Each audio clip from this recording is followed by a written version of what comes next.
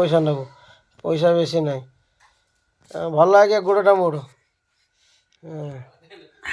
ଭଲ ଆଜ୍ଞା ଗୋଡ଼ ମୋଡ଼, ଏମିତି ଗୋଡ଼ ମୋଡ଼ ଆଶୀର୍ବାଦ ଦିଆହେବ। ଠିକ୍ ଅଛି।